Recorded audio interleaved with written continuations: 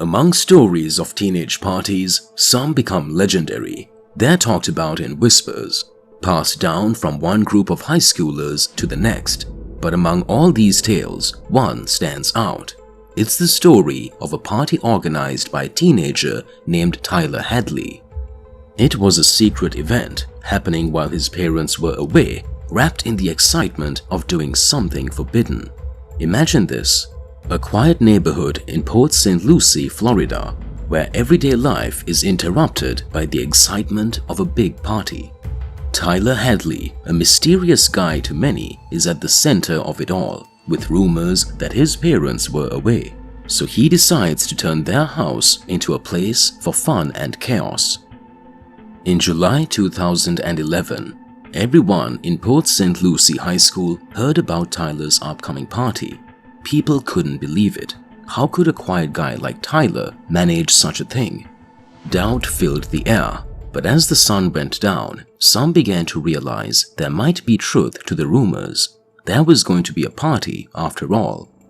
With every mysterious message on Facebook, Tyler excited his friends about the party, pulling them into his secret plan.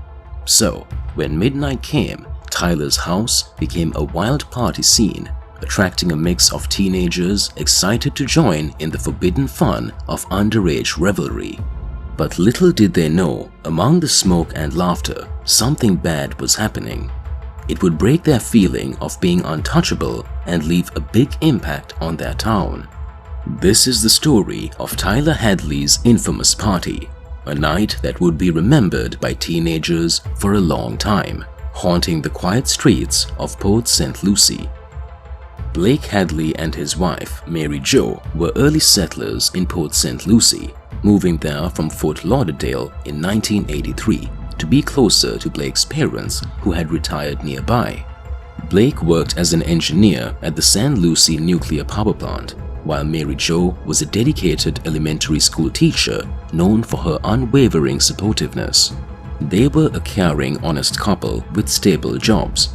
4 years after their move, they welcomed their first son, Ryan Hadley, followed by Tyler Hadley 6 years later in 1993. Tyler's childhood seemed bright alongside his brother Ryan's. However, signs of trouble began to emerge during Tyler's teenage years. Mary Jo battled chronic mild depression, and Tyler started showing similar symptoms as early as age 6. Concerned for his well-being, he was enrolled in counseling, but this didn't alleviate his struggles. At age 10, Tyler was prescribed Lexapro, an antidepressant, due to his persisting symptoms. Tyler's early life was marked by medical challenges, as he was born prematurely and spent his first month in an incubator. Mary Jo's protectiveness towards him intensified due to his health issues. As Tyler entered his mid-teens, his battle with depression persisted, and he was prescribed additional medications including Adderall for ADHD and Prozac for depression, along with hormone medication for his thyroid condition. Despite his hardships, Tyler maintained a facade of happiness, described as respectful and polite by neighbors. He enjoyed outdoor activities with his family and was particularly close to his parents. However, as he entered high school, Tyler's behavior took a drastic turn. Once quiet and reserved, he became eccentric, unpredictable, and troubled. This transformation marked the beginning of his descent into serious trouble, which would come to a head in 2010. In the middle of that summer, Tyler and a few friends stumbled upon an old couch. They decided to drag it to a clearing in the North Fork River Preserve and set it on fire using gasoline. This risky move caused concern, leading to the fire department having to intervene. Despite receiving only a warning, Tyler's mother, Mary Jo, felt a sense of losing control over her youngest son. His mental health took a downturn, leading to prescriptions for hydrazine, a mild anti-anxiety medication, and citalopram, an antidepressant known to raise the risk of suicide in young adults. Amidst this, Tyler's behavior escalated. He turned to heavy drinking, frequent marijuana use, pill-taking, and even experimenting with ecstasy. By April 2011, Tyler, now 17, found himself in more trouble. A fight with a friend led to his arrest on charges of aggravated battery. Due to a prior burglary record, he spent a week in St. Lucie County Jail, followed by 2 weeks of house arrest.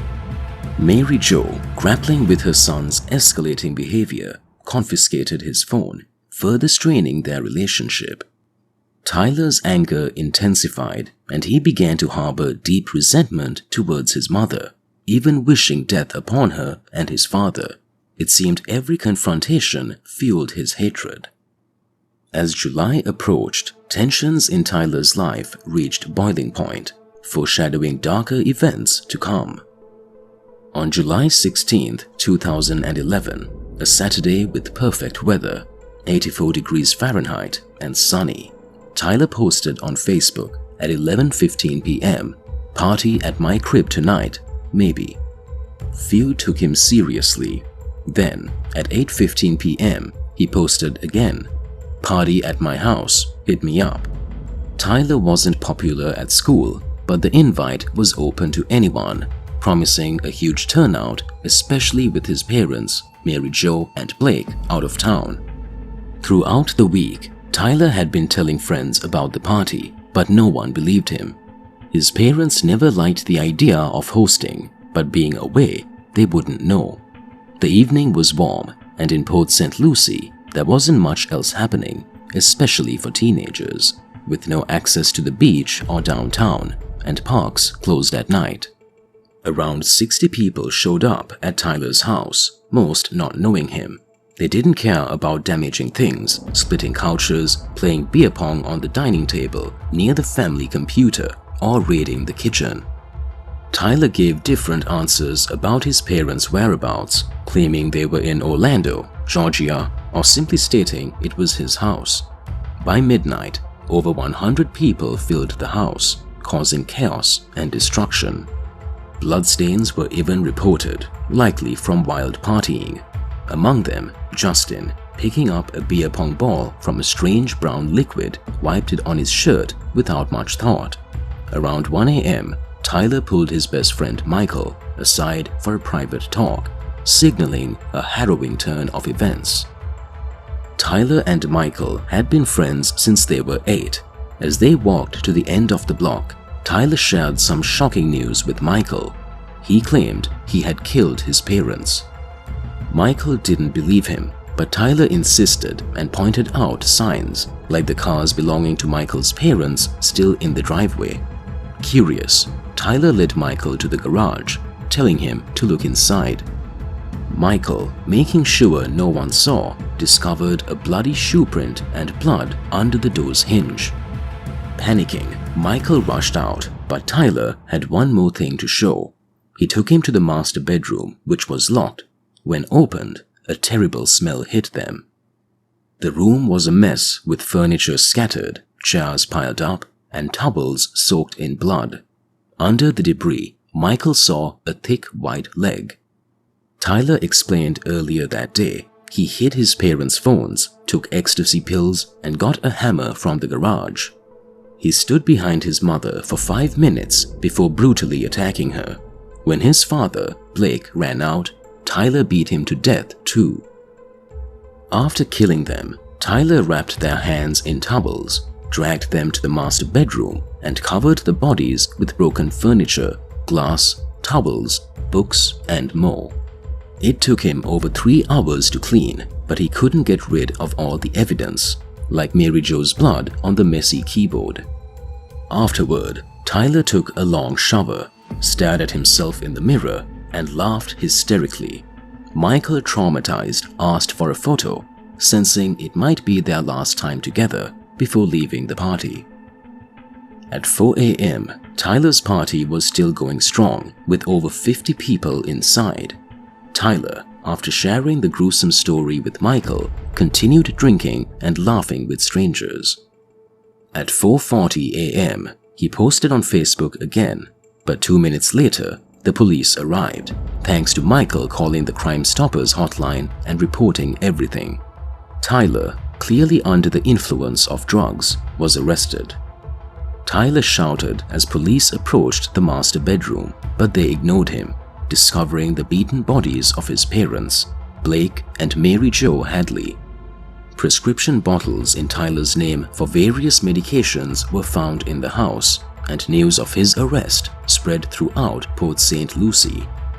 Ryan, Tyler's older brother, faced the devastating reality of losing both his parents and his brother. On the night of the killings, Tyler withdrew over $5,000 in cash from an ATM using his parents' bank card. Friends revealed that Tyler had fantasized about killing his parents and throwing a party with their bodies still in the house. On March 20th, 2014, Tyler was sentenced to life in jail without parole, as he was only 17 at the time of the murders. In his letters from prison sent to friends and family members, particularly his grandparents, Tyler is, by turns, depressed, wretched with guilt, angry, confused, bored, and delusional. I quote, "I was just living my life as a normal 17-year-old kid, and the next thing I knew, I'm in the middle of St. Lucie County Jail. I ruined a lot of people's lives, and I can't seem to forgive myself. I find myself crying a lot because of all the guilt. Every day I beg for forgiveness, and I ask God not to send me to hell. I don't want to go there. Father Michael told me that if I just confess my sins and repent, then God will forgive me for everything. I just can't get rid of all this guilt. It's swallowing me whole. I'm extremely nervous that I'm going to get a life sentence. It's making me pretty depressed. I want to say I'm really sorry for all the grief I've stirred up.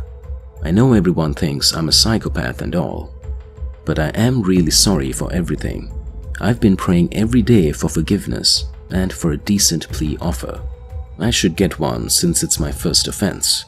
I feel extremely bad for Ryan, and especially you and my other grandparents for the grief I've caused. I feel like Ryan doesn't love me anymore, but I know he does, and he's just going through a rough time. It's so hard going through this. I'm scared, and I feel so alone."